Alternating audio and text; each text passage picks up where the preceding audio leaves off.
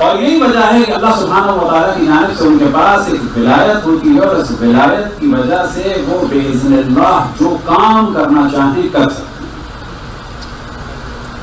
اب بعض دفعہ خود ہمارے بعض دفعہ لوگ شک کرتے ہیں کہ مثلا یہ زیادہ ہم بڑھا نہیں دیتے ہیں ائمہ کو معاذ اللہ۔ ابھی میں سوچ رہا ہوں اصل جو مختصر جواب ہے، ہر وہ چیز کہ جو اللہ کے اذن سے ان کے لیے تصور کی جائے صحیح، یعنی اللہ نے ان کو طاقت دی ہے۔ کوئی شیعہ دنیا میں آپ کو ایسا ملا ہے کہ مولا امیر المومنین کو اللہ نے خلق نہیں کیا؟ وہ ایسا نہیں ہے۔ ہر آپ کو مومن ملے گا کہ اشرف الانبیاء نے فرمایا اول ما خلق اللہ نور، اللہ نے سب سے پہلے میرا نور خلق کیا، میرا نور اللہ نے خلق کیا۔ انا وعلی من نور الواحد، میں اور علی ایک نور سے ہیں۔ سب سے زیادہ اللہ سبحانہ و تعالیٰ کی بارگاہ میں عبادت کرنے والے کون تھے؟ اشرف الانبیاء مولا امیر المومنین۔ سب سے زیادہ اپنی پیشانی اور اپنے ناک کو اللہ کی بارگاہ میں زمین پہ رکھنے والے کون تھے؟ مولا امیر المومنین، ان سے بڑھ کر اشرف الانبیاء۔ بس جو ان کے پاس ہے وہ اشرف الانبیاء کی جانب سے۔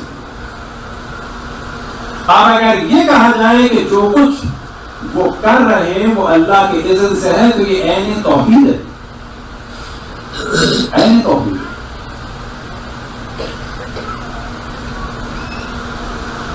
اور یہ وہی چیز ہے کہ جو کہا جاتا ہے انبیاء علیہ السلام کی معجزات، جن میں سے اہم ترین جو مثال دی جاتی ہے وہ کس کی ہے؟ جناب حضرت عیسیٰ علیہ السلام نے ارشاد فرمایا انی اخلق لکم من الطین کحیۃ الطیر فانفخ فیہ فیکون طیرا باذن اللہ، میں مٹی سے تمہارے لیے پرندے جیسی چیز بناؤں گا، پھر میں اس میں پھونکوں گا، کچھ ہوگا؟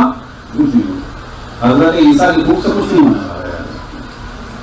فانفخ فیہ، میں اس میں پھونکوں گا، فیکون طیرا، وہ پرندہ بن جائے گا، زندہ بنے گا باذن اللہ۔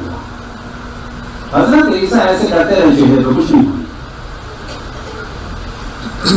حضرت عیسیٰ ایسے کریں گے اور وہ نابینا سے بنا ہو جائے گا باذن اللہ۔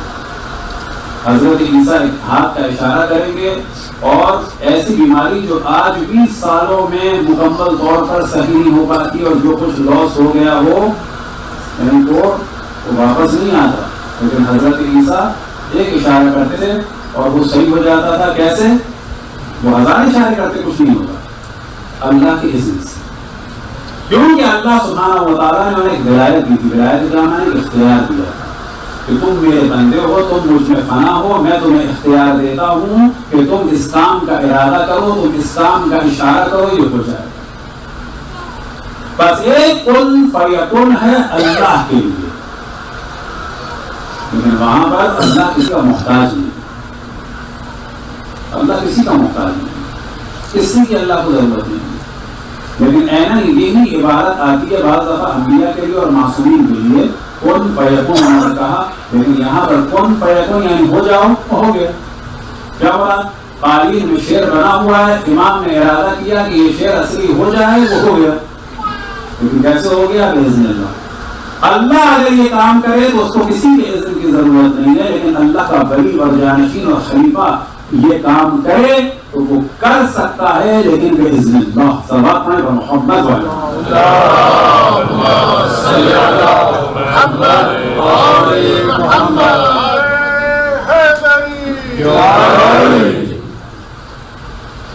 عام طور پہ ہم کتنے آرام سے کہتے ہیں، جب ہم سے اتنے سوال ہوتے ہیں، اس سے اندازہ ہوتا ہے کہ لوگوں میں جیسے شک ہے کچھ، اور یہ شک آتا ہے کہاں سے آتا ہے؟ جب دیگر مذاہب اور دیان کے لوگ گفتگو کرتے ہیں تو آہستہ آہستہ نظریات پھیلتے ہیں، اچھے بھی اور برے بھی۔ یہ شرط نہیں ہے مدد مانگنا۔ ہاں اگر کوئی مولا امیر المومنین سے یا ان سے بڑھ کے اشرف الانبیاء سے مدد مانگے اور یہ سوچ کے مانگے یہ جو مدد کر رہے ہیں اس کا تعلق اللہ سے نہیں ہے، ختم شو۔ کوئی یہ کہے کہ میں نے اللہ سے کہا تھا کچھ نہیں ہوا، اب میں نے رسول اللہ سے کہہ دیا، دیکھتے اللہ کیسے روکتا ہے۔ ایسا کوئی معاذ اللہ سوچتا ہے مسلمانوں میں؟ کوئی نہیں سوچتا۔ لیکن اگر کوئی ایسا سوچے تو یہ شرک، لیکن اگر کوئی یہ سوچ رہا ہے سب کچھ تو کچھ شرک۔ ہم میں سے ہر آدمی ہر دفعہ کہتا ہے، عام طور پہ کہتا ہے، زندگی میں ہم سب یہی کہتے ہیں آکسیجن نہ ہو تو کیا ہوگا؟ مر جائیں گے۔ آکسیجن اللہ سے زیادہ ہے، کہا جائے گا کہ اللہ نے اس میں سب پانی نہ ہو تو مر جائیں گے. وجعلنا من الماء كل شيء حي، کہ ہم نے ہر چیز کو حیات دی ہے پانی کے ذریعے سے. کیا شرک ہے؟ لیکن ہر چیز میں اللہ کا توکل ہونا چاہیے. مثال کے طور پر ہمارے پاس بہترین مال ہو، بہت زیادہ مال ہو، تو یہ ذہن میں نہیں آنا چاہیے کیونکہ میرے پاس مال ہے میں بہترین ڈاکٹر کے ذریعے سے زندگی پالنا ہے. کیا کیفیت ہونی چاہیے؟ اللہ کا شکر ہے کہ اس نے مجھے مال دیا ہے، اللہ کے اذن سے اچھے ڈاکٹر تک جاؤں گا، یہ ذہن میں ہو. اور اللہ سے میری دعا ہے کہ اس ڈاکٹر کو اچھی طرح سے ڈائگنوز کرنے کی توفیق عطا فرمائے اور وہ دوا لکھے کہ یا اللہ جو میرے لیے فائدہ مند ہے اور تو ہی اس کے دل میں ڈالے گا. پھر اس دوا کو تو ہی مجھے خریدنے کی توفیق عطا فرماتا ہے، تو نے مجھے مال دیا ہے، میں اس دوا کو خرید لوں گا لیکن میں اس کو کھاؤں گا کوئی فائدہ نہیں ہوگا، تجھ سے دعا ہے کہ اس دوا میں اثر رکھ. اب اگر کوئی کہے کہ مجھے زندگی بچانے کے لیے ڈاکٹر کے پاس جانا تھا تو یہ شرک نہیں ہے.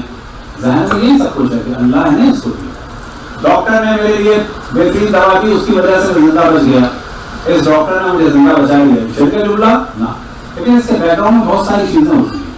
کوئی آپ کو دنیا میں ایسا مسلمان نہیں ملے گا کہ اس ڈاکٹر نے مجھے بچایا ہے اللہ نے نہیں بچایا، اس دوا نے مجھے بچایا ہے اللہ نے نہیں بچایا. بس بعض دفعہ ہم کہتے ہیں ڈاکٹر نے بچایا ہے، بعض دفعہ ہم کہتے ہیں دوا نے بچایا ہے، بعض دفعہ کہتے ہیں مر جاتا ہے دوا نہیں کھلائی جاتی.